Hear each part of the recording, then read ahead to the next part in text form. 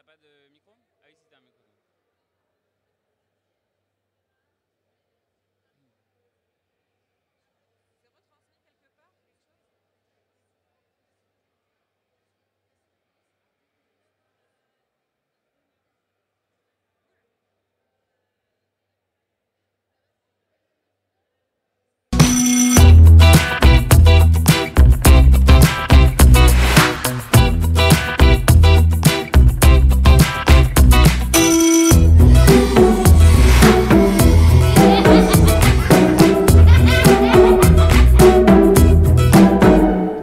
Bonjour et bienvenue sur le salon de l'éducation. Deuxième jour, nous sommes samedi 23 novembre et le stand du ministère de l'Éducation nationale propose pendant 3 jours une web TV qui va évidemment traiter de nombreux sujets. Nous avons hier parlé de la voie professionnelle. Nous allons en reparler ce matin et c'est en direct sur les réseaux sociaux, notamment sur Facebook. Vous pouvez nous suivre, liker, partager, commenter. Tout simplement, vous vous y rendez en faisant le @Éducation France et vous pourrez donc poser vos questions avec moi à nos invités. Alors, pour commencer justement cette table ronde sur la voie professionnelle et sur l'attractivité de cette voie professionnelle, j'ai le plaisir de vous présenter mes invités qui sont présents avec moi. Alors, tout d'abord, je vous présente la fondatrice du projet Hello Charlie. Il s'agit de Fatma Chouyeb. Bonjour, bienvenue. Bonjour. Bonjour, merci. Et puis, à ma gauche, Victor Germain, que je prononce bien votre Bien vu, nom. bravo. Vous êtes, vous, président de My Future. Oui. Alors, on voit bien dans ces deux noms qu'il y a une vocation à vraiment attirer les jeunes. Ce sont des ressources, des applications qui vont être à disposition des jeunes et on va voir comment tout de suite. Fatma, tout d'abord, Fatma Chouyeb, pouvez-vous un petit peu nous, d'abord vous présenter et puis ensuite nous présenter, faire ce qu'on appelle un pitch de Hello Charlie. Oui, bien sûr. Du coup, j'ai cofondé Hello Charlie il y a 4 ans maintenant, dans l'idée de proposer aux jeunes une nouvelle manière de s'orienter qui soit ludique, fun, personnalisé, accessible à tous et surtout conforme à leurs usages. Donc on a mis à leur disposition Charlie, qui est le coach d'orientation à distance, disponible sur Messenger, avec qui ils interagissent comme avec un ami. Charlie est bienveillant, c'est un peu le grand cousin entre le grand frère et le papa qui va leur poser des questions pour mieux les connaître, essayer de faire en sorte qu'ils se connaissent mieux et qu'ils se réapproprient leur passion, leur vraie motivation, pour ensuite découvrir des métiers, des formations qui leur correspondent et tout ça avec inspiration et surtout personnalisation. La discussion avec Charlie est vraiment assez guidée pour faire en sorte qu'ils deviennent eux-mêmes fiers de leur projet professionnel qui vont ensuite aller pitcher du coup aux adultes référents autour d'eux, que ce soit les parents, les profs, les psy-EN, donc tous les adultes qui peuvent les aider à passer à l'action dans la vraie vie. Charlie a déjà accompagné 45 000 jeunes et moins jeunes depuis 4 ans sur tous les réseaux. C'est tous les métiers qui sont représentés à travers Charlie, tous les secteurs. Et puis notre présence ici, c'est notamment grâce à la Banque des Territoires avec qui on a gagné du coup ce projet qui s'appelle Charlie's Quest pour envisager, dessiner le futur de Charlie et présenter des secteurs d'activité professionnelle de façon inspirante pour aider les jeunes à mieux se les approprier et faire en sorte de passer à l'action dans la vraie vie. Eh ben, c'est un pitch efficace. On voit tout à fait de quoi il s'agit. J'ai envie de vous poser plein de questions sur ce Charlie pour mieux cerner effectivement ce personnage qui est un compagnon un peu des jeunes Oui. Dans leur choix d'orientation, un espèce de guide, mais un ami aussi, bienveillant, vous l'avez dit. Complètement. Il est là dans la durée, il ne vous lâche jamais et il est là pour vous encourager, véhiculer des messages bienveillants et positifs. C'est très important dans ce moment crucial de l'orientation qui est souvent soumis à des contraintes, à la pression des profs, des parents, même des dates d'inscription comme Parcoursup. Et l'idée, c'est un petit peu d'oublier ces contraintes à un moment donné pour revenir à qui on est, ce qu'on aime faire et mieux se projeter avec beaucoup plus de confiance. Et c'est Charlie qui nous accompagne à toutes les étapes. C'est un peu un coach en fait. C'est un coach. C'est un coach. C'est un coach. Il y a les coachs sportifs et puis il y a les coachs en orientation. Absolument. Et Charlie en est. Oui. Très bien. Et on y reviendra bien sûr dans quelques minutes. Alors, My Future, dites-nous un petit peu. Alors là, ça fait un peu boule de cristal. Qu'y a-t-il dans mon avenir? Dites-le nous tout de suite, Victor Germain. Donc, My Future ou My Future, on prononce comme on le veut. C'est un outil qui à peu près la même vocation que celui d'Hello Charlie, à savoir aider des jeunes à faire des choix d'orientation, et en particulier des jeunes qui n'ont pas de réseau, donc leur permettre de faire des choix d'orientation qui correspondent à ce qui les intéresse et pas à ce que leur dicte leur environnement social ou culturel. Donc on a cette même vocation, mais on a une approche qui est tout à fait en fait complémentaire à celle d'Hello Charlie, car nous nous concentrons nous sur la découverte des métiers. Et dans un parcours d'orientation, c'est important de se poser un certain nombre de questions, que pose d'ailleurs Hello Charlie, mais aussi à un moment d'aller se confronter aux métiers qui nous intéressent. Donc on a créé une sorte de Tinder des métiers, qui donne la possibilité, oui absolument, donc, on va avoir des coups de cœur. On va avoir des coups de cœur, des crushs comme on dit. Absolument, des matchs. Ouais. Et l'idée c'est qu'un jeune se connecte sur une plateforme qu'on a créée qui s'appelle stagedécouverte.fr. Il indique ses domaines d'intérêt professionnel, donc qu'il aurait potentiellement identifié sur Hello Charlie, sa localisation, et on lui propose des opportunités de rencontres proches de chez lui qui correspondent à ses critères d'intérêt. Et donc c'est des rencontres qui peuvent aller de une demi-journée sur le lieu de travail à 5 jours.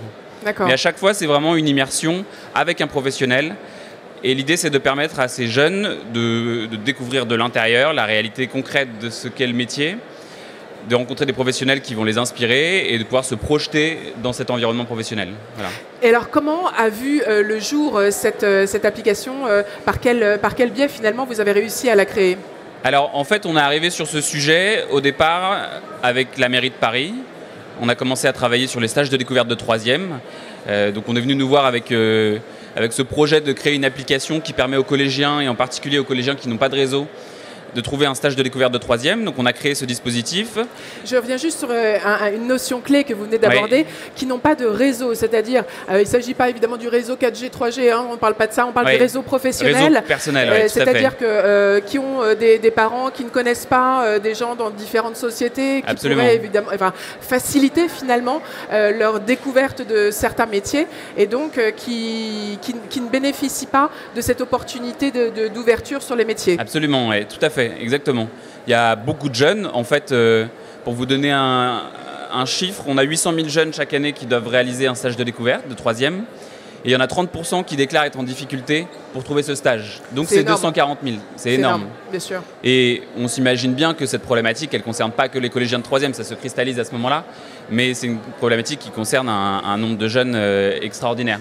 Donc voilà, donc nous l'idée c'est d'être un peu le réseau de ces jeunes qui n'ont pas de réseau au moment de la 3e. Donc on a commencé là-dessus avec la mairie de Paris et grâce à la Banque des Territoires, on ouvre complètement ce dispositif à un public beaucoup plus large qui est celui des lycéens et des étudiants, pour qui c'est aussi hyper intéressant dans un parcours d'orientation de rencontrer un professionnel.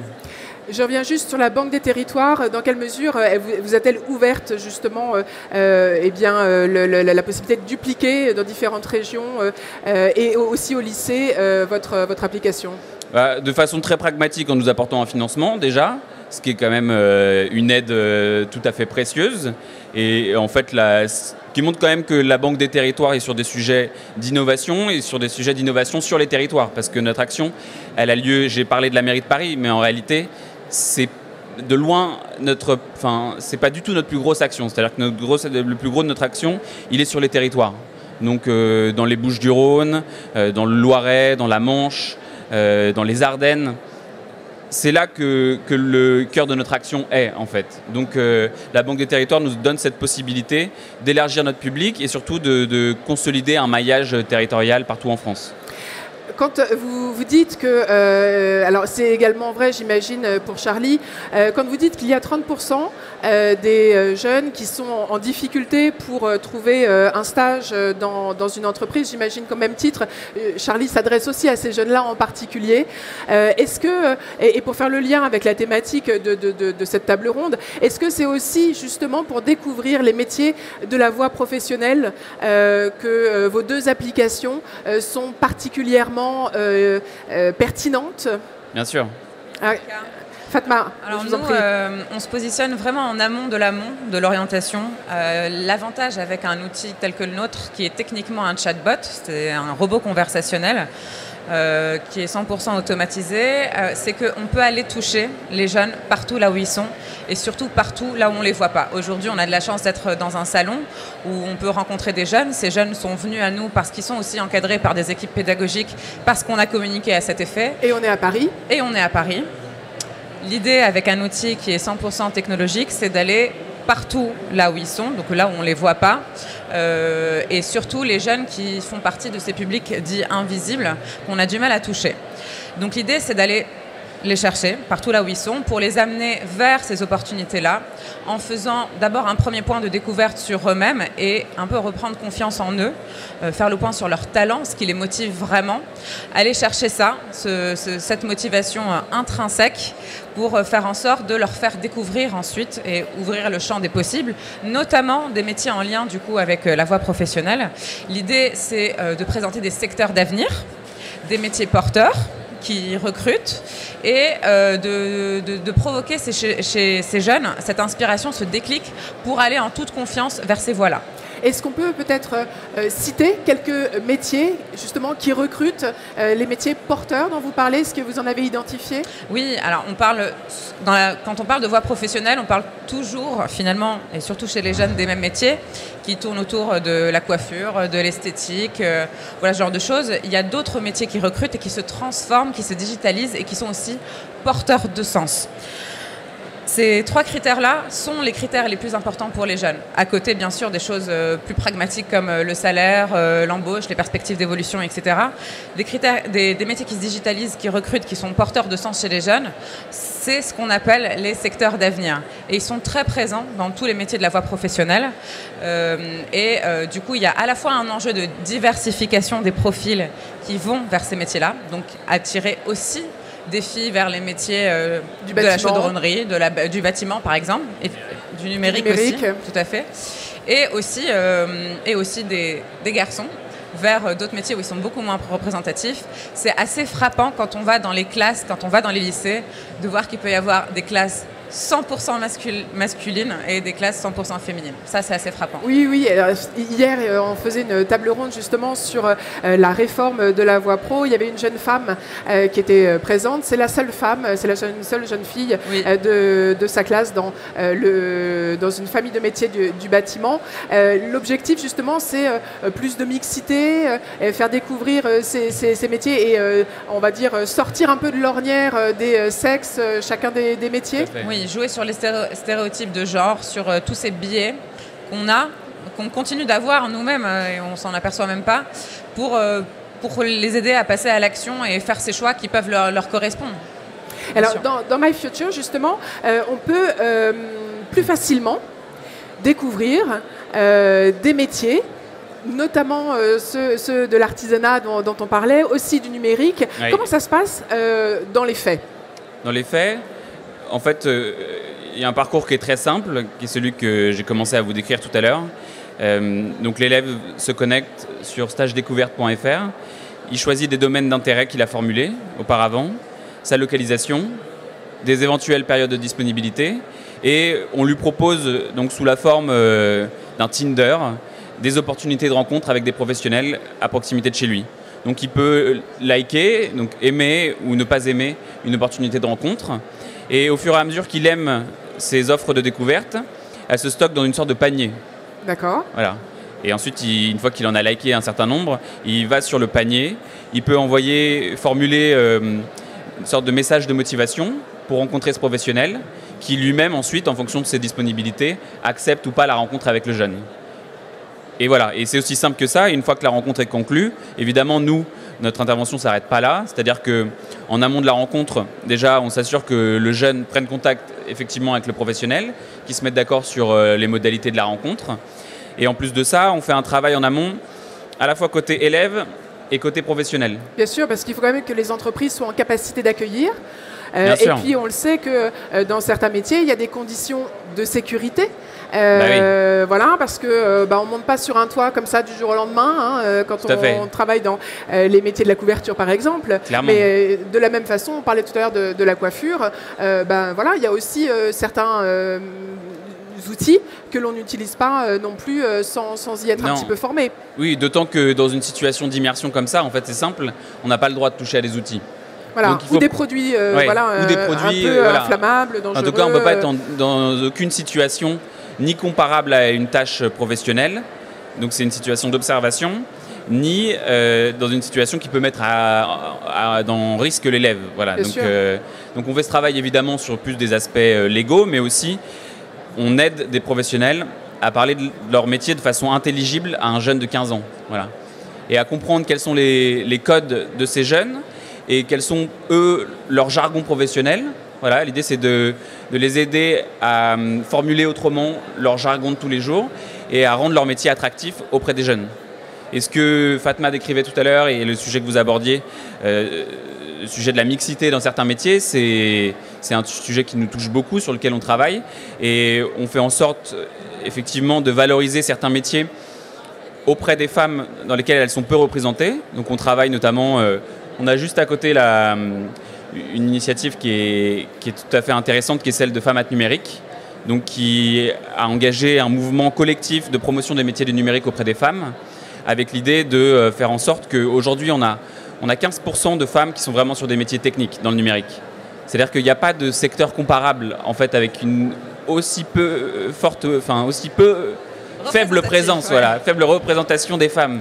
C'est assez extraordinaire. Et pourtant, le numérique est partout dans la société, notamment dans les choix de société. Donc on imagine bien que ça va au-delà de l'orientation. C'est-à-dire qu'on ne peut pas se permettre que ce soit uniquement des hommes qui soient familiers des sujets du numérique et donc qui prennent des décisions sur ces sujets-là. Voilà, donc on a un enjeu au-delà de l'orientation et de la mixité, aussi de choix de société en réalité. Voilà, donc, ce qui est frappant dans vos deux solutions, c'est qu'elles sont vraiment user experience, comme on dit en bon français, c'est qu'on a vraiment à cœur de mettre au centre finalement l'utilisation pour la cible finale. Ça, c'est assez frappant, avec effectivement un nom, mais aussi avec on va dire une similitude par rapport aux outils qu'ils connaissent déjà. Et on voit que vous deux, vous êtes également jeunes, relativement jeunes, en tout cas plus que moi. En tout cas, Fatma Chouyeb, vous démentez justement le fait que les femmes dans le numérique ne sont pas présentes. Vous êtes, vous, bel et bien présente. Est-ce qu'on peut s'arrêter juste quelques secondes sur chacun de vos parcours? J'aimerais bien que l'on puisse parler justement de vos parcours parce qu'ils peuvent être inspirants aussi pour ceux qui nous regardent. Oui, alors de mon côté, j'ai eu vraiment beaucoup de chance puisque jamais je n'ai eu... Je suis sûre que vous l'avez provoqué, la chance. De biais ni d'interdit. Voilà, c'était vraiment depuis le début, fais ce dont tu as envie, pas de limite, projette-toi, explore, expérimente. Et si tu rates, c'est pas grave. Si tu te réorientes, c'est pas grave. C'est ça aussi l'orientation. On aime bien dire chez Hello Charlie que la réorientation, c'est la vraie orientation parce que c'est le moment où on se pose vraiment les bonnes questions pour faire un choix qui nous correspond vraiment. Donc on est vraiment partisan de ça. Moi-même, j'ai grandi en Tunisie. Je me suis projetée vers les métiers plutôt des médias pour devenir journaliste et j'ai grandi dans une dictature à l'époque. Ça n'est plus une dictature, c'est une démocratie. Et à l'époque, quand je disais à tout le monde que je voulais devenir journaliste, on me disait non, pas trop, puisque journaliste dans une dictature, ça n'a pas vraiment de sens, tu ne vas pas pleinement t'épanouir. Bon, j'ai choisi de faire autre chose. Je suis partie vers une formation complètement généraliste, une prépa puis une école de commerce. J'ai fait HEC. Et HEC, pareil, j'ai continué à ne pas faire de choix, puisque je suis allée en cabinet de conseil et d'audit. C'est une voie naturelle après une école de commerce. Et à un moment donné, j'ai été confrontée dans mon quotidien à un conflit de valeurs. Et je me suis dit, je ne peux pas continuer d'un côté à faire des plans de licenciement et priver des gens de leur job et faire en sorte de mettre des familles entières dans un contexte malheureux et parfois tragique. Et de l'autre, à côté de mes activités associatives, continuer à aider des gens à rédiger des CV, des lettres de motivation, trouver des jobs, des stages, des alternances, promouvoir les études en France pour les jeunes à l'étranger. Je faisais ça à côté. Du coup, gros conflit de valeurs. Et je me dis, bon, c'est le moment de tout arrêter pour tout aligner. Bien sûr. Voilà, aligner les étoiles, aligner à la fois mes valeurs avec mon quotidien professionnel, mon ambition professionnelle. Et j'ai sauté le pas grâce à mon entreprise aussi dans laquelle je travaillais. Donc ils m'ont vraiment beaucoup aidé à passer le cap de l'entrepreneuriat. Donc d'abord, grosse envie d'entreprendre. Et la première chose que j'ai tapée sur Google, c'est orientation. J'ai vu qu'il y avait des applications nouvelles qui existaient comme MyFuture. Tu avais quelques mois d'avance sur Hello Charlie. Mais pas grand-chose par ailleurs, pas grand-chose qui avait changé. Et c'est comme ça que j'ai eu le déclic. Et depuis, je ne fais que de l'orientation, de l'innovation pour l'orientation, pour aider le maximum de personnes. Donc notre structure, elle a vraiment une vocation à impact social. Notre objectif, c'est d'aider le maximum de jeunes et de moins jeunes. Et on a un compteur qui tourne chez Hello Charlie. Combien de jeunes nous avons pu accompagner chaque semaine et de la façon la plus qualitative possible. Vous avez trouvé votre voie. Oui. Et pour le plus grand bonheur, effectivement, de tous ces jeunes qui souhaitent s'orienter et avoir un soutien au quotidien dans la poche pour l'accompagner et le motiver aussi, parce que parfois, au même titre qu'une recherche d'emploi ou de stage, on peut être avec des coups de mou, voilà, avec des doutes, avec des moments où effectivement on va aller à fond et puis pas avoir forcément toutes les réponses qu'on voudrait ou des réponses négatives. Ça fait partie du chemin. Ça fait partie du chemin. Complètement. Mais c'est bien aussi d'avoir quelqu'un, Charlie, pour nous dire t'inquiète, ça va le faire, quoi. Oui. Hein, et puis réessaie, peut-être réoriente un petit peu, reprécise peut-être ce qui te convient le mieux, comme vous l'avez fait finalement. Complètement. Il faut vraiment les mettre en confiance, dédramatiser. En moyenne, en France, on va changer 13 fois de métier. Très bien. C'est 40 aux États-Unis. Oui. Donc voilà, donc il faut d'abord avoir la compétence à s'orienter. Qui je suis, qu'est-ce que j'aime faire, comment mobiliser mon réseau, être en action, comment aller chercher l'information au bon endroit, comment la vérifier aussi, comment contacter des professionnels. Donc tout ça, ça fait partie d'une batterie de compétences à mobiliser pour s'orienter tout au long de la vie. Parce que l'orientation, c'est pas qu'une seule fois. Bien sûr, et se former tout au long de la vie. Complètement.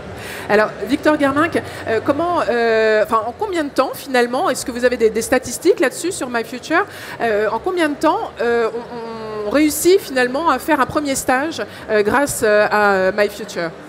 6 semaines. Ah oui, c'est extrêmement rapide. Ah oui, c'est extrêmement rapide, oui, tout à fait. Mais en fait, donc on a un réseau aujourd'hui d'à peu près 4000 professionnels dans toute la France qui sont prêts à accueillir des jeunes en découverte tout au long de l'année scolaire et en fait tout au long de l'année de manière générale. Et l'idée, c'est que dès qu'un jeune formule une demande de rencontre sur le lieu de travail, elle est envoyée tout de suite au professionnel qui peut se positionner, en fait, à qui on demande d'ailleurs de se positionner dans les 10 jours. Et nous, on suit ça. Donc, en fait, on relance le professionnel tant qu'il ne s'est pas positionné sur une opportunité de rencontre. Et s'il ne peut pas le rencontrer à ces dates-là, si c'est possible, on essaye de fixer d'autres dates de rencontre. Donc en fait, ça peut aller très vite et en règle générale, ça va très vite. Est-ce que justement, puisque j'ai demandé à Fatma Chouyeb son parcours, est-ce que MyFuture est né de votre propre difficulté aussi à trouver des stages ou pas du tout, en tout cas des amis ou à une observation? Comment c'est racontez-nous un petit peu votre parcours. C'est venu de différentes expériences ou constats.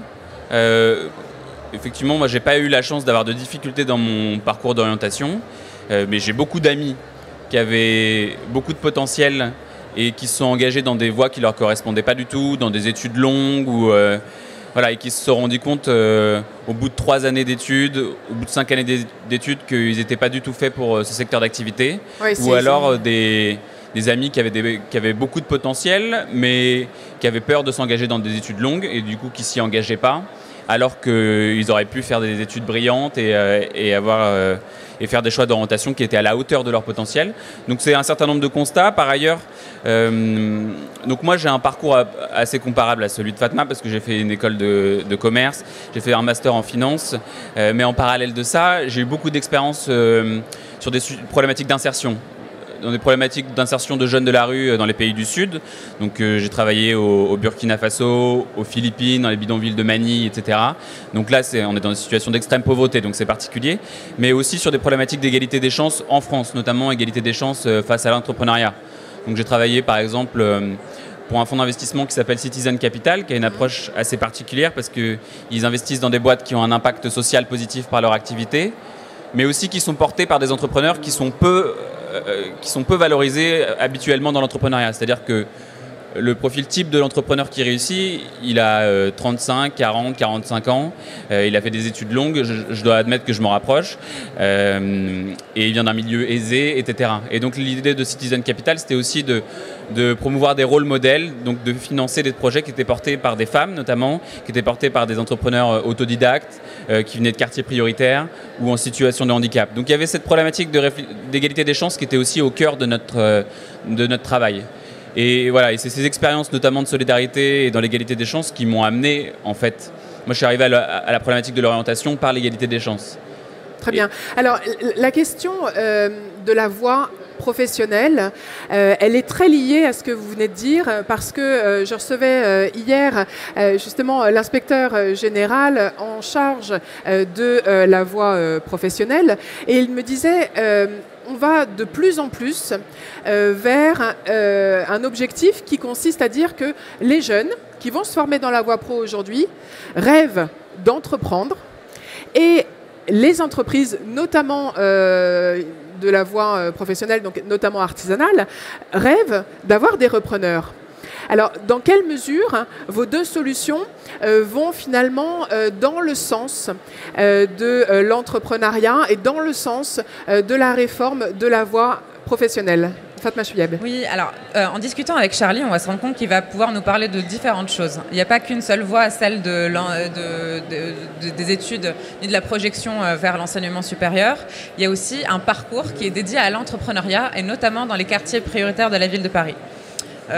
C'est un parcours qu'on a construit avec la mission locale de Paris et qui s'adresse à des jeunes qui sont déscolarisés, qui sont en voie de décrochage ou qui ont déjà décroché.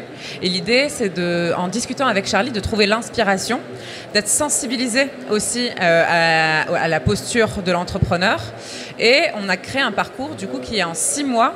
Et en 6 mois et 6 étapes du coup assez gamifiées, très ludiques, très tournées vers le passage à l'action, on passe de l'idée à un projet, du projet à l'entreprise, de l'entreprise à la conquête du monde.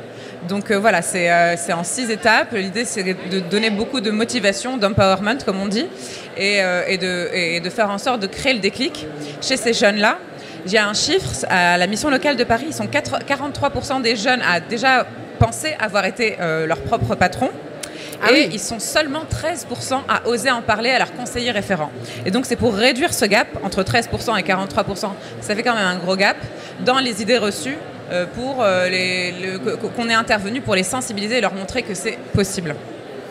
Et alors, pour My Future, c'est le fait justement de rencontrer le plus tôt possible des chefs d'entreprise, d'être en entreprise, qui va, et souvent dans de petites structures, parce qu'on est souvent dans des petites structures, oui, dans les stages. Oui, absolument, oui, tout à fait. 90% de notre réseau, c'est des TPE, c'est des PME, qui sont vraiment sur les territoires, partout sur les territoires, à proximité des quartiers prioritaires, dans les zones rurales, etc.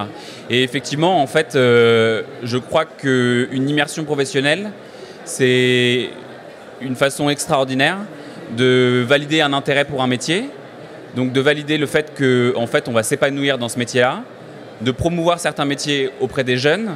Et de ce fait, il y a un gros problème dans la voie professionnelle qui est qu'il y a beaucoup de jeunes qui s'y engagent par défaut, en fait. C'est encore, et c'est tout l'objet de la réforme, de ne plus faire en sorte que ce soit une voie en fait, dans laquelle on engage les jeunes qui n'ont pas le niveau scolaire et qui ne sont pas à l'aise dans le système scolaire classique. Oui, le but, c'est vraiment de faire une voie généraliste. Une voie choisie. Tout à fait, une voie choisie, absolument. D'aller vers ces métiers. Et des immersions courtes dans un métier donne la possibilité de faire un choix en fait aux jeunes parce qu'il découvre le métier, il apprend à se projeter et ça lui permet de savoir si oui ou non il est prêt à s'engager dans la voie professionnelle. Et puis il y a le lien humain. Et il y a le lien humain, bien sûr. C'est-à-dire que là, Pardon, Fatma. Il voit l'entrepreneur en action. Oui. Il voit ce que c'est que d'être chef d'entreprise et puis il rencontre quelqu'un qui va lui parler avec passion, parce que souvent les chefs d'entreprise sont passionnés de son métier, de son entreprise et ça va véritablement aussi sans doute enthousiasmer. C'est l'objectif. Hein. Et puis il va réaliser que en fait, la voie professionnelle, c'est une voie qui présente un potentiel extraordinaire parce qu'un jeune qui est passé par la voie professionnelle multiplie les expériences en entreprise. et donc présente un potentiel. Si elle est bien menée, c'est-à-dire que si le jeune ne fait pas de choix par défaut et fait des stages intéressants, il présente un potentiel extraordinaire et peut-être plus important qu'un jeune qui a fait des études longues, généralistes, etc. Alors, est-ce que vous avez des statistiques, des chiffres sur finalement le nombre de stages que font les jeunes grâce à MyFuture? Est-ce qu'ils en font un et c'est la découverte et en même temps la révélation, ou bien en moyenne ils en font 3, 4? En fait, en règle générale, un jeune qui a découvert un métier, qui a fait une expérience d'immersion via MyFuture, revient systématiquement l'année suivante. Voilà, donc on sait que 95% des jeunes qui ont trouvé un stage de découverte via stagedécouverte.fr, en fait, refont une demande l'année suivante. Et en règle générale, on conseille pas forcément, mais on ne peut pas faire un mini-stage comme ça tous les 3 mois. Mais en règle générale, ils en font un tous les ans. Pendant 2-3 ans? Oui, c'est ça, exactement, absolument. Donc ils vont en faire 2 ou 3 sur une période de 2 ans, 2 ans et demi, en fait. Alors, Fatma Chouyabe, est-ce que vous avez identifié effectivement ces périodes de stage avec Charlie comme étant un élément, on va dire, déclencheur et décisif justement pour s'orienter vers une voie professionnelle choisie? Complètement. Pour choisir sa voie professionnelle ou son métier au sens large, avec Charlie, il y a 4 étapes finalement dans la discussion, 4 grandes étapes dans l'orientation avec Charlie. C'est d'abord mieux se connaître en se posant les bonnes questions. On accède à son profil qui est présenté du coup de façon personnalisée et très ludique. La deuxième, c'est l'exploration, découverte des champs des possibles à travers des secteurs, des métiers. On peut en recevoir un par jour jusqu'à 850 parce qu'on a 850 métiers en base. Et trouver la formation pour y arriver. Et enfin, la quatrième, c'est le passage à l'action dans la vraie vie. Et pour le passage à l'action dans la vraie vie, c'est à la fois je suis fière en tant que jeune du projet professionnel construit avec Charlie. Je suis capable d'en parler autour de moi avec des étincelles dans les yeux. Et surtout, je suis capable d'aller voir des professionnels, de leur pitcher mon projet professionnel, de passer à l'action à travers un stage, un emploi, une alternance. Aussi, me rendre à des salons et avoir 3 questions en tête à poser à un recruteur qui vient d'une école, à un recruteur d'université, à un professionnel qui va me présenter son métier. Se fixer des objectifs. Un stage, c'est une brique de passage à l'action qui est super puissante. Parce que je sais ce que je veux plus faire, je sais ce que je veux faire, j'ai parlé à de vrais professionnels et je me suis professionnalisée moi-même. Donc c'est une étape de passage à l'action qui est puissante, qui est intensive, qui se fait sur une période très courte et qui me permet de repartir avec des enseignements sur moi et sur ce que je veux faire. Alors, Charlie, on l'a dit, Hello Charlie existe depuis 4 ans? Oui, il est en ligne depuis 3 ans exactement. Oui. D'accord. Oui. Comment ceux qui nous regardent, qui nous écoutent, peuvent-ils y avoir accès? Est-ce qu'on peut y avoir accès sur toute la France, ou même au-delà? Comment techniquement on se le procure? Alors, on trouve Charlie directement depuis son site, hello-charlie.com, c'est Charlie avec un Y à la fin. Mais aussi sur Facebook Messenger. Et Hello Charlie, il est disponible parce que c'est un chatbot d'abord sur Messenger, à travers Facebook, à travers YouTube, à travers Twitter, à travers Instagram, à travers tous les réseaux sociaux, Snapchat aussi. L'idée, c'est de le trouver naturellement, comme si on cherchait un ami, un influenceur, quelque chose à regarder autour de l'orientation, de l'emploi, de l'insertion, de l'accompagnement et de la formation. Donc il est accessible via tous ces réseaux sociaux. Et puis il suffit de discuter avec lui, il ne va même pas demander de créer un compte. L'idée, c'est de franchir toutes ces étapes d'orientation le plus naturellement du monde, et sans frein et de façon la plus accessible possible. Et c'est totalement gratuit. Et c'est totalement gratuit. Voilà, donc hello-charlie.com pour le site internet. Et sinon, on trouvera sur les réseaux sociaux. Hello-charlie sur les réseaux sociaux. Ok, c'est très clair. Quant à MyFuture, comment est-il accessible? Est-il gratuit? Où peut-on le trouver? Dites-nous tout. Entièrement gratuit, absolument. N'importe quel jeune de 13 à 24 ans qui souhaite réaliser une immersion courte comme ça pour découvrir un métier de l'intérieur peut simplement se connecter sur stagedécouverte.fr, stage découverte au singulier, et formuler une demande de rencontre avec un professionnel. Quels sont vos objectifs à tous les deux pour chacune de ces solutions, on va dire à terme, parce que là les projets sont encore neufs, ils sont toujours en train d'être améliorés, mais enfin ça j'ai envie de dire, c'est le cas de toutes les solutions aujourd'hui, c'est une amélioration continue.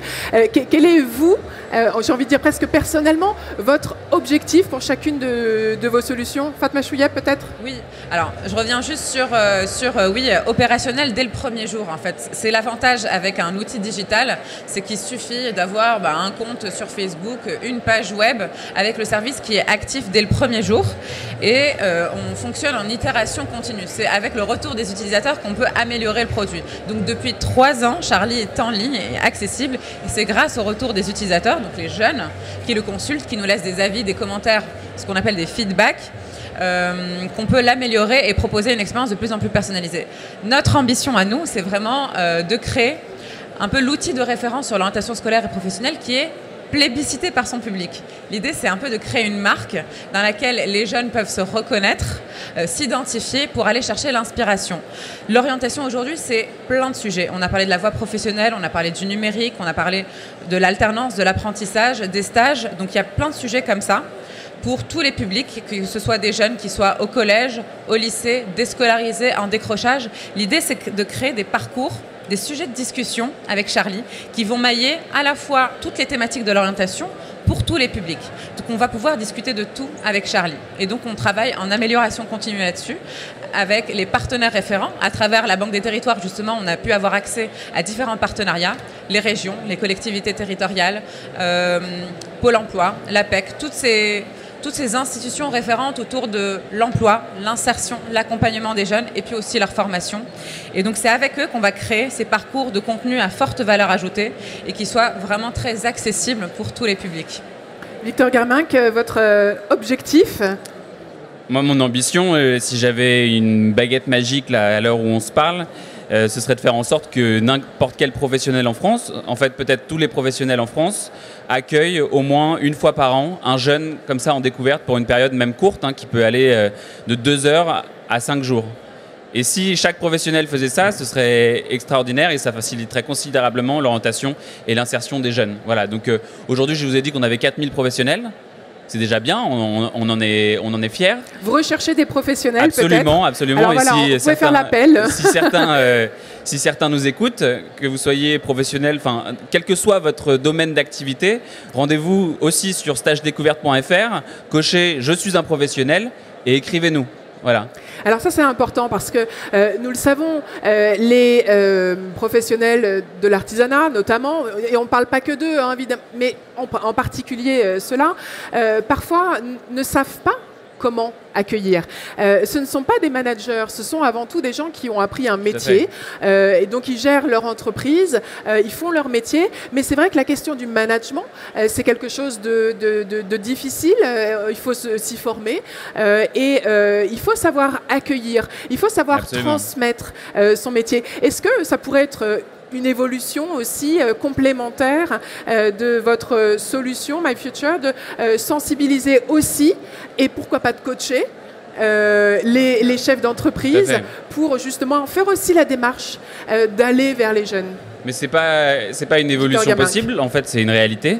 C'est-à-dire qu'aujourd'hui, chaque professionnel qui propose une offre de découverte sur la plateforme a le droit à une sorte de mini-coaching, en fait. C'est-à-dire qu'avant d'accueillir un jeune, on l'appelle systématiquement pour s'assurer qu'il est prêt à accueillir ce jeune, qu'il est prêt à lui parler de son métier de façon intelligible, qu'il sait ce qu'il va lui faire faire pendant 5 jours, de telle façon à ce que ce soit intéressant pour l'élève et pas trop chronophage pour le professionnel, parce qu'il faut savoir que c'est des gens qui sont en activité, donc qui ont une activité à mener. Donc en fait, en amont, on fait ce travail véritablement avec les professionnels. Et c'est pas simple, en fait, de parler à un jeune de 14 ou 15 ans. C'est-à-dire que souvent, à cet âge-là, on a du mal à formuler des questions, on a du mal à... On est un peu timide, on n'imagine pas les questions qu'il faut poser aussi. On est dans un environnement dans lequel on n'a pas de repères. Donc l'idée, c'est aussi de donner des billes aux professionnels pour qu'ils puissent mettre à l'aise l'élève et qu'ils puissent arriver à nouer le dialogue et à construire quelque chose avec lui pendant ce stage de découverte. Mais on a des exemples assez extraordinaires de rencontres entre des jeunes et des professionnels. On a des histoires de jeunes collégiennes de 3e qui ont rencontré une professionnelle qui les a beaucoup inspirées et à la suite de quoi elles ont décidé de s'engager dans cette voie d'orientation. Alors, C'était ma question suivante, vous anticipez, mais promis, je reviens vers vous, Fatma Chouyeb, sur justement l'approche des chefs d'entreprise. Cette belle histoire, racontez-la nous. Dans quel métier racontez un peu cette histoire. Quelle était la difficulté à l'origine de cette jeune Je vous parlais tout à l'heure de l'initiative qu'on mène avec Femmes Numérique sur la promotion des métiers du numérique auprès des femmes. Donc là, j'ai un exemple qui me vient en tête, qui est l'exemple de Clara, qui est une jeune fille qui habite entre Marseille et Aix-en-Provence, dans les Bouches-du-Rhône, qui n'avait pas de réseau pour trouver son stage de découverte, donc qui a fait une demande de stage un peu par hasard, et parce qu'on met aussi en avant les offres du métier du numérique, particulièrement auprès des femmes. Donc a sollicité une rencontre avec Émilie, qui est consultante en stratégie digitale aussi dans les Bouches-du-Rhône, qui l'a accueillie donc pendant 5 jours. Clara est ressortie emballée de son stage de découverte à tel point qu'elle a eu 20 sur 20 à son rapport de stage. Et en plus de ça, qu'elle a décidé de faire un choix d'orientation à l'issue de son bac dans une filière du numérique. Voilà. Donc ça, pour nous, c'est exactement... Alors elle ne connaissait pas du tout. Elle ne connaissait pas du tout, elle n'était pas du tout familière des métiers du numérique. Voilà. D'accord. Et ça, c'est exactement... En fait, s'il fallait résumer MyFuture en 3 mots, c'est ça, c'est essayer de reproduire à grande échelle ce genre de rencontre. Fatma Chouyeb, on revient à la question juste avant. Comment finalement attirer aussi les entreprises vers les jeunes? Et Charlie s'adresse aussi du coup à tous les acteurs autour des jeunes et des moins jeunes, donc, dont les entreprises du coup font partie. C'est un écosystème qu'il faut mobiliser, c'est ce que MyFuture fait, c'est ce qu'on essaye de faire aussi, il faut mobiliser l'écosystème autour du coup de ces personnes qui ont besoin d'être accompagnées. Et donc on le fait aussi auprès des entreprises. Charlie s'adresse aux entreprises aussi. Il les sensibilise par exemple au dispositif d'alternance et d'apprentissage, en leur montrant tous les avantages que ça peut apporter, tous les accompagnements qui existent, notamment auprès des OPCO qui mobilisent OPCO, des mois. C'est important de le préciser, de quoi s'agit-il? Les opérateurs de compétences autour de l'alternance. Et qui vont financer, en fait, les organismes qui vont financer les contrats en alternance. Les contrats en alternance, voilà. complètement.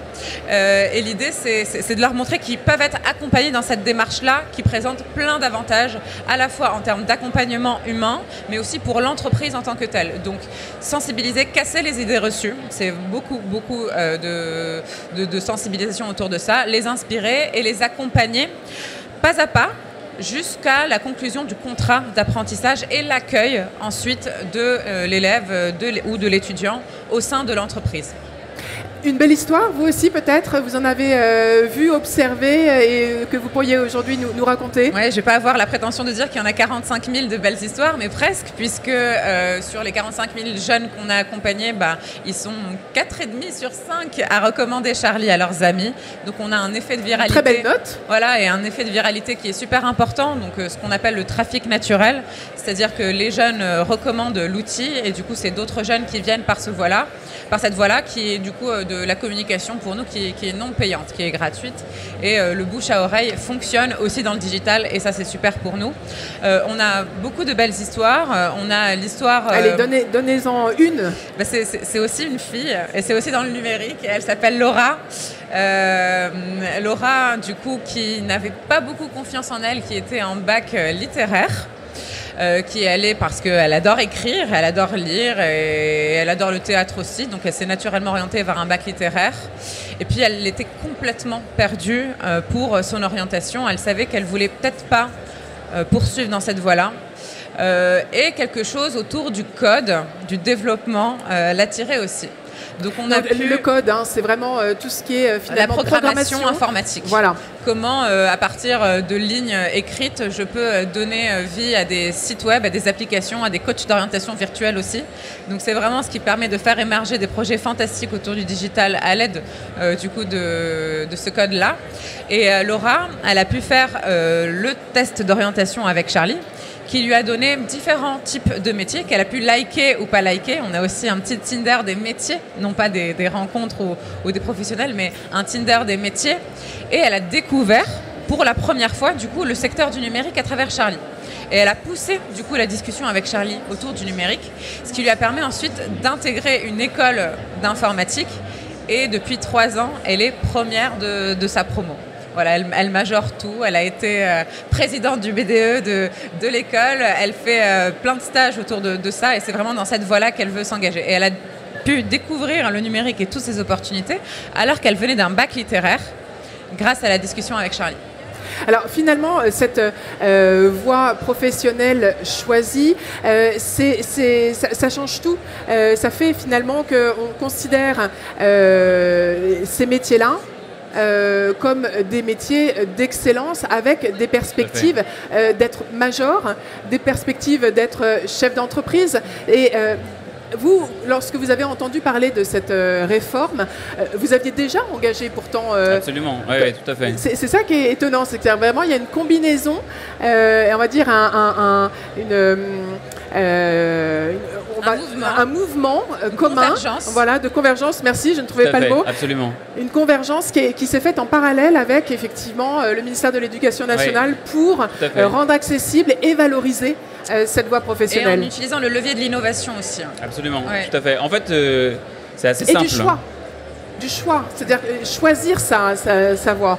Hein, c'est la liberté de choisir, tout à fait. De se tromper, mais aussi de choisir. Victor Germinck. Tout à fait. En fait, ce que je veux souligner, c'est que on a un sujet majeur en France qui est l'insertion professionnelle des jeunes. Voilà, on a un taux de chômage qui est très important s'agissant de la tranche d'âge 18-35 ans. Et on a tardé à mesurer que la problématique de l'orientation était au cœur de cet enjeu d'insertion des jeunes. En fait, parce que l'orientation, c'est un sujet de fond. C'est quelque chose qui se fait dans la durée. Le coaching Hello Charlie, c'est un accompagnement dans la durée. En fait, c'est pas du jour au lendemain qu'on va faire son choix d'orientation. Mais en même temps, un jeune qui a construit son orientation pas à pas a un potentiel d'orientation, un potentiel d'insertion qui est extraordinaire. Et puis, au-delà de ça, d'épanouissement dans la voie professionnelle qu'il aura choisie. Fatma Chouia, vous voulez compléter peut-être? Oui, complètement. En fait, on a tous commencé il y a 3-4 ans. Mais pourquoi? Parce qu'on sentait aussi que c'était le moment. Et on a tous convergé ensemble avec nos innovations. Et des initiatives comme celle de la Banque des Territoires aujourd'hui qui nous permet de financer ces innovations, que ce soit autour de l'intelligence artificielle, de dispositifs numériques, de blended learning, de MOOC, etc. autour de l'innovation pour les sujets d'orientation. C'est vraiment... Alors nous accueillons sur notre plateau, bienvenue Monsieur le Ministre, Jean-Michel Blanquer, ministre de l'Éducation nationale et de la jeunesse. Bienvenue avec nous sur ce plateau de la Web TV du ministère de l'Éducation nationale. Bienvenue, je vous en prie, installez-vous. Alors, vous avez fait déjà un joli parcours ce matin.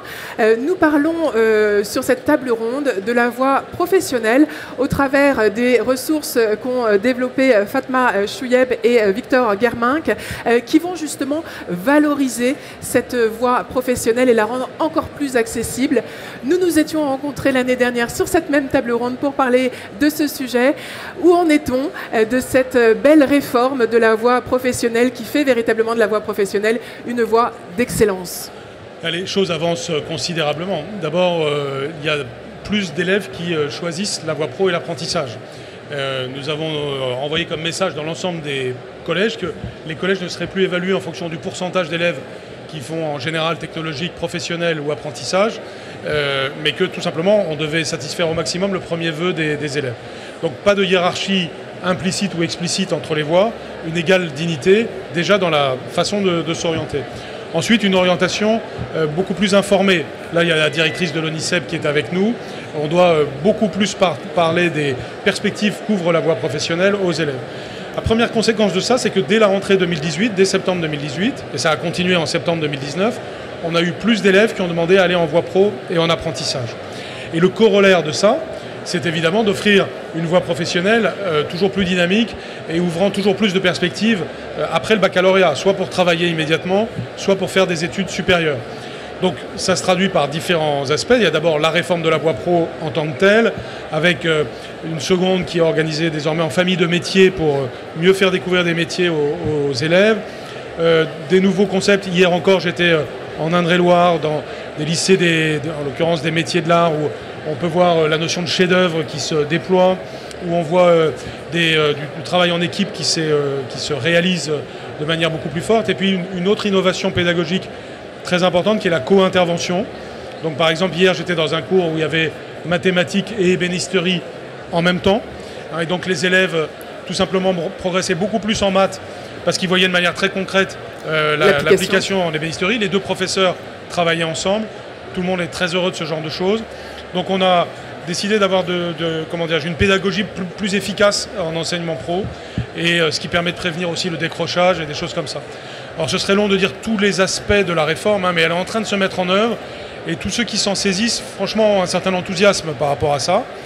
Ensuite, peut-être un autre point à mentionner, c'est qu'on est sur le point d'annoncer les premiers campus pro, ce que j'avais appelé les Harvard du pro, soutenus par le programme Investissement d'avenir, réalisé avec les régions, et qui doit nous permettre d'avoir dans chaque région de France des lieux qui déjà font physiquement envie, avec des espaces verts, des équipements sportifs, etc., et qui sont articulés aussi avec l'enseignement supérieur, et où l'élève sent qu'en allant là, il va avoir une pédagogie dynamique qui ensuite va l'amener vers toutes sortes de choses. Je crois qu'un des grands messages, c'est quand même de dire qu'on est très nettement entré maintenant dans un monde de formation tout au long de la vie, et que lorsqu'on rentre dans la voie pro, on rentre vers un chemin qui n'est absolument pas fermé. Tant mieux si on travaille tout de suite après. Le bac pro, c'est fait pour ça au départ. Et encore à peu près la moitié des élèves travaillent après, et après un CAP, après un bac pro. Mais aussi tant mieux si après on fait un BTS, si on fait une licence pro, une école d'ingénieur. Bref, qu'on s'ouvre toutes les perspectives. Et une de mes convictions là-dessus, c'est qu'on va faire des choses tellement bonnes dans la voie pro dans ces tout prochains temps, que ça va être une locomotive, y compris pour le reste du système. C'est-à-dire qu'on va faire des choses qui font tellement envie que même la voie générale et technologique vont se dire on va s'inspirer de choses qui se passent dans la voie pro, par exemple sur la pédagogie de projet, par exemple sur le numérique. Là, on vient de parler des femmes dans le numérique. On va avoir des campus numériques, on va se fixer d'avoir au moins la moitié de filles. Ça va faire réfléchir tout le monde autour.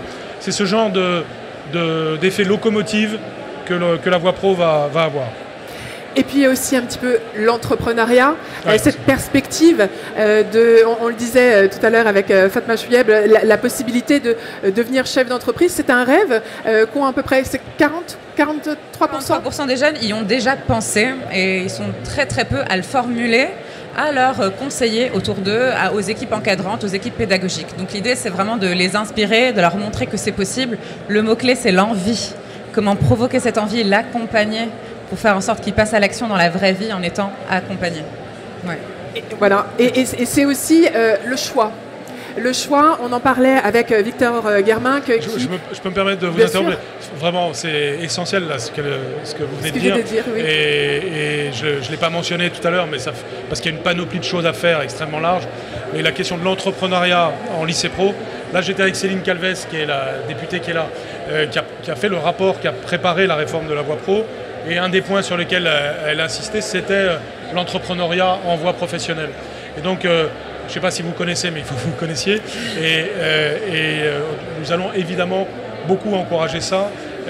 Ça existe déjà, bien sûr, mais quand je disais tout à l'heure, il faut des Harvard du pro, des campus. Une des choses qu'il doit y avoir, c'est un incubateur d'entreprise pour soit sur des projets fictifs d'entreprise, soit sur des projets réels d'entreprise, mais pour que les élèves s'entraînent à créer leur entreprise et à prendre confiance en eux pour avoir en effet ce désir d'entreprendre dont vous avez parlé. Et pour découvrir les métiers, quoi de mieux que de faire un stage? C'est dès la troisième avoir un maximum de choix. Là aussi, il y a un travail qui est fait peut-être pour faciliter la découverte des métiers, pour mieux se déterminer en seconde pour sa famille de métiers. Oui, ça c'est un point très important. Là aussi, toute la rénovation de l'ONICEP qui a lieu en ce moment fait partie de cette stratégie. Là, on est avec la directrice de l'ONICEP et il y a un stand d'ONICEP et ça fait partie des sujets. Comment on a une politique d'orientation générale qui permet de mieux faire connaître le monde de l'entreprise dès l'âge du collège. Donc ça passe déjà par les heures consacrées à ça. Donc désormais, il y a des quantités d'heures consacrées à l'orientation en quatrième, en troisième. Puis à partir de la seconde, ça devient 52 heures par an, puis en première, puis en terminale. Et ceci est fait en lien avec les régions. Parce que les régions ont une compétence économique de principe et elles ont une très bonne connaissance évidemment du tissu économique et de l'enseignement supérieur dans leur territoire. Et donc elles ont maintenant un espace de temps conçu avec l'Éducation nationale pour venir dans les établissements parler des métiers et faire envie aux élèves sur ces métiers. Donc oui, ce point-là fait partie des enjeux très importants, de même que l'amélioration de ce qu'on fait au titre du stage de troisième et des temps passés en entreprise pour tous les élèves, quelles que soient les filières, à partir du lycée. Tout à l'heure, vous parliez des campus, donner envie, parce que le frein, finalement, parfois, c'est aussi la mobilité des jeunes. Donc, lorsque on a envie d'aller quelque part parce que ce lieu nous plaît, eh bien, finalement, le frein de la mobilité, de s'éloigner éventuellement de son domicile familial, éclate pour justement avoir la possibilité d'être au contact de différents métiers et faire partie d'une grande famille dans ce campus. C'est un petit peu l'objectif de ce campus aussi. Oui, on veut sortir de ce qu'on a appelé parfois l'effet lycée mobilette, hein, c'est-à-dire vous allez au lycée oui, Paul le plus proche de chez vous et ouvrir toutes les fenêtres pour tous les élèves. Et alors ça passe là aussi par plusieurs choses. L'un des points majeurs, c'est l'internat. On a donc un plan internat pour qu'un élève puisse être hébergé là où il a désiré aller pour se former. Il faut savoir que dès aujourd'hui, il y a des lycées pro qui font des formations fabuleuses et qui ne font pas le plein, alors même que ces formations sont extrêmement intéressantes, extrêmement insérantes et qu'ils ont des internats qui permettent. Et donc ce qui manque, c'est l'information des élèves, l'idée que ça peut être possible. Je vous donne un seul exemple. J'étais dans les Hautes-Alpes il y a quelques mois, dans un lycée qui fait quelque chose de vraiment passionnant. Il forme à être à la fois charpentier et moniteur de ski. Donc construire les chalets dans les stations. Donc, franchement, il y a plein de jeunes à qui ça peut faire très envie. Ils ont tous un métier, ils sont tous très bien payés, ils sont tous très épanouis après. Ce lycée, il doit avoir à peu près 200 jeunes, 250 qui suivent ce type de formation. Il pourrait en avoir 350, 400. Et il y a un internat et il y a des places libres. Mais si vous habitez au Mans ou à Reims, que vous ne savez pas que ça existe, vous n'avez tout simplement pas l'idée de faire une chose pareille. Donc on va de plus en plus faire la publicité de toutes ces opportunités pour que tout simplement elles s'offrent à tous les élèves, a fortiori ceux qui sont les plus éloignés, notamment géographiquement, des opportunités de développement comme celui-là.